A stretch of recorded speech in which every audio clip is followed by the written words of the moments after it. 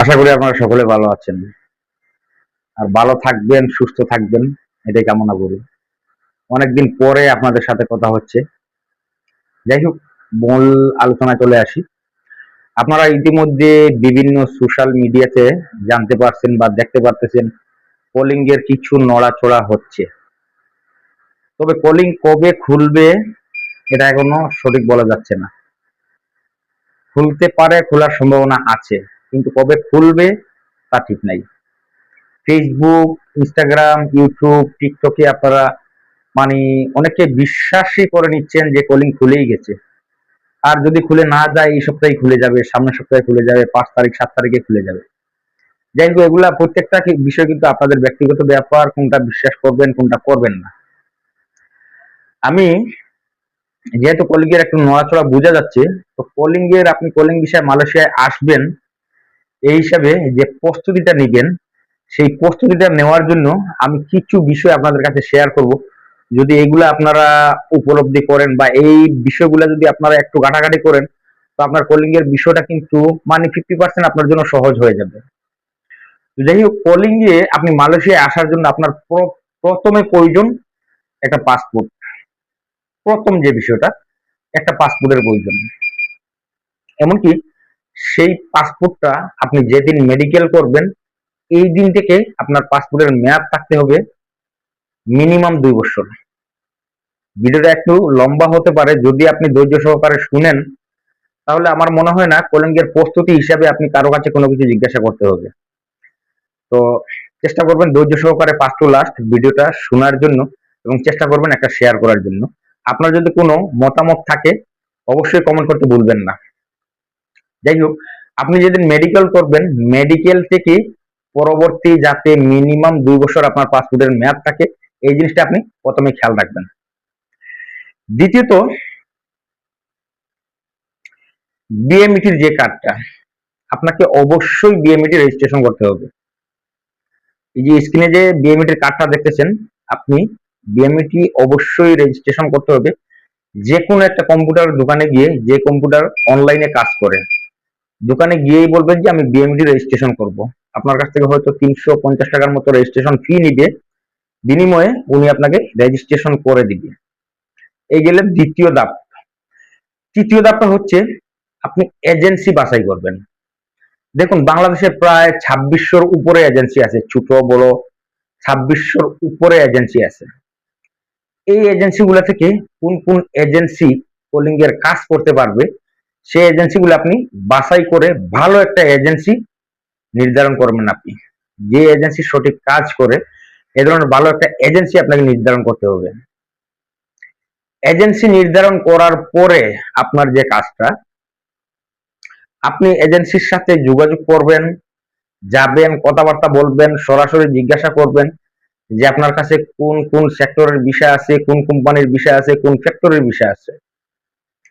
সেখান থেকে আপনার টার্গেট থাকবে ভালো একটা কোম্পানি আপনার নির্ধারণ করা। ভালো একটা কোম্পানি দেখে, বা যদি ফ্যাক্টরি হয়, কোম্পানি হয়, বা এজেন্ট বিষয় হয়, আপনার যেটা ভালো মনে করেন, এই ব্যাপারে কোনো মতামত থাকলে অবশ্যই কমেন্ট করবেন। আপনি ভালো একটা কোম্পানি দেখে কথাবার্তা ক্লিয়ারলি বলবেন।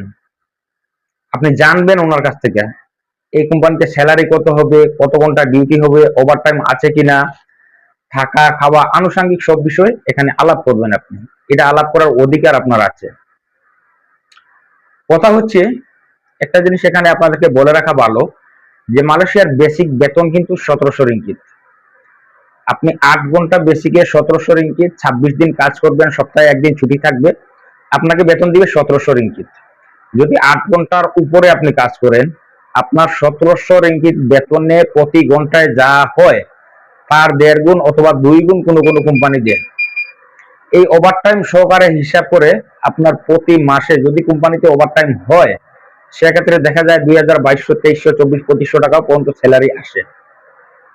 এই জন্য আপনাকে বাংলাদেশে থাকতে এজেন্সির সাথে যখন আলাপ করবেন, তখনই আপনার উচিত ভালো একটা কোম্পানি বা ফ্যাক্টরি দেখে আপনি পাসপোর্টটা জমা দেওয়া। যতক্ষণ পর্যন্ত আপনি কোম্পানি বা ফ্যাক্টরি নির্ধারণ করতে না পারবেন, ততক্ষণ আপনি পাসপোর্ট জমা দিবেন না।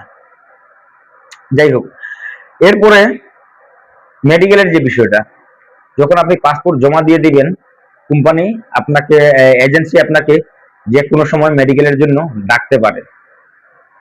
মেডিকেলে যদি আপনি বাংলাদেশে টিকেন, আপনি পরবর্তী ধাপ আগাবেন। আর যদি মেডিকেলে না টিকেন, এখান থেকে আপনি ব্যাক করে নেবেন। চেষ্টা করবেন মেডিকেল একবার, দুইবার, তিনবার দিয়েও যাতে মেডিকেলে আপনি মানে সঠিকভাবে টিকতে পারেন, কোনো ধরনের ঘুষ মুষ ছাড়া। একটা জিনিস মনে রাখবেন, আপনি যদি ঘুষ দিয়ে বাংলাদেশের মেডিকেলে পার পেয়ে যান, মালয়েশিয়া আসার পরেও কিন্তু আপনি মেডিকেল দিতে হবে। সেখানে যদি মালয়েশিয়া মেডিকেলে যদি আপনি টিকতে না পারেন, আপনাকে দেশে পাঠিয়ে দিবে। সুতরাং আপনি কোনো তাল বাহানা করে, তালিনালি দিয়ে বাংলাদেশের মেডিকেলে পার পেয়ে মালয়েশিয়া আসবেন না। যেটা সঠিক এটাই আপনাদেরকে বলতেছি। কারণ মালয়েশিয়া আপনাকে আসার পরে আবার মেডিকেল দিতে হবে।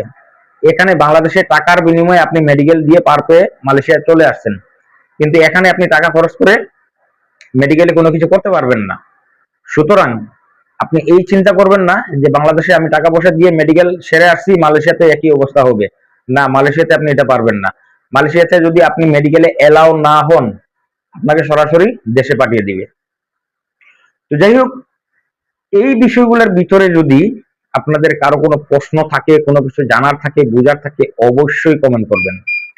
চেষ্টা করবেন আপনাদের জন্য এত কষ্ট করে ভিডিও বানাই, একটা লাইক তো অবশ্যই করবেন। ভিডিওর লিঙ্কটা আপনার বন্ধু বান্ধবের কাছে হোয়াটসঅ্যাপে শেয়ার করতে ভুলবেন না। সবাই ভালো থাকবেন, সুস্থ থাকবেন।